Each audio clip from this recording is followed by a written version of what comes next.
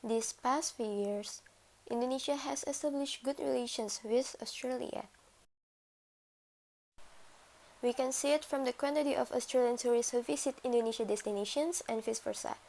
Thus, economic relations between Indonesia and Australia are also going well. Based on the potential of the two countries, Indonesia and Australia decided to form an agreement in the form of IACPA. The IACPA, or Indonesia-Australia Comprehensive Economic Partnership Agreement, is a comprehensive agreement built on existing multilateral and regional agreements.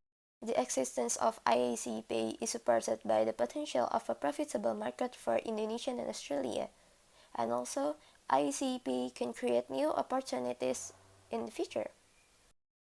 IACPA started to ratify from 2019 and officially came into force on July 5, 2020. Overall, IACPA discussed aspects of international trade including exports and import, and also discuss about e-commerce and the treatment of electronic systems and data.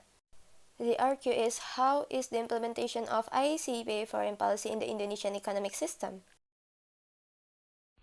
Neoliberalism is a combination of the principle of governing economic growth and individual well-being. Neoliberal arises due to thought of the market economy that if the market left unchecked, the market will run itself by following the law. There are two main actors of neoliberalism, individual and private companies. The purpose of this economic relationship is to maximize individual and social well-being. Economic relations are cooperative and positive-sum game, where participants will get more advantage. ICEFA is a form of cooperation in the economic field between Indonesia and Australia and has a goal in developing the economies of the two countries as a continuation of the economic agreement in the ASEAN, Australia, and New Zealand region called ASEAN-Australia-New Zealand Free Trade Area. ICEFA focus on free trade between Indonesia and Australia from tax abolition to investing, inaugurated on 5th July 2020. ICEFA implements several policies in economic system in Indonesia, one of which is ICEFA provides opportunities for business actors by removing all imported tariffs in entering the Australian market.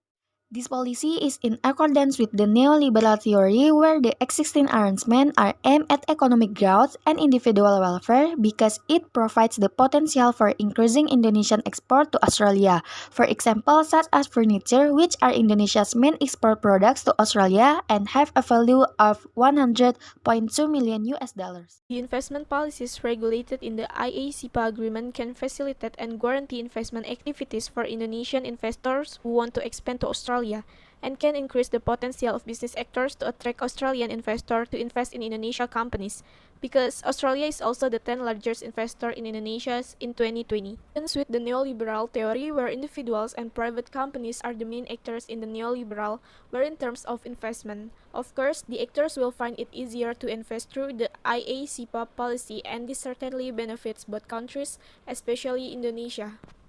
Another implementation of the IACPA for Indonesia in accordance with neoliberal theory is that the cooperation carried out can maximize individual and social welfare, as well as the nature of the cooperation that runs in the form of a positive-sum game where each actor benefits. Benefits obtained by Indonesia and Australia because of the IACPA. For Indonesia itself, apart from those previously mentioned, another advantage obtained is the concept applied by the IACPA, which is referred to as an economic powerhouse, where this concept utilizes both countries' productivity in selling their products, where Indonesia gets a price that can be said to be more competitive on Australian wheat yields. The IACPA is a cooperation agreement between Australia and Indonesia focused on the economy such as tax abolitions to investment. This agreement provides a great opportunity for the business actors for both Indonesia and Australia, because all Indonesian goods entering the Australian market duty-free up to 0%. Both countries benefit greatly from these collaborations, especially the benefits of these collaborations directly to the individual. This is very appropriate if seen from a neoliberal perspective.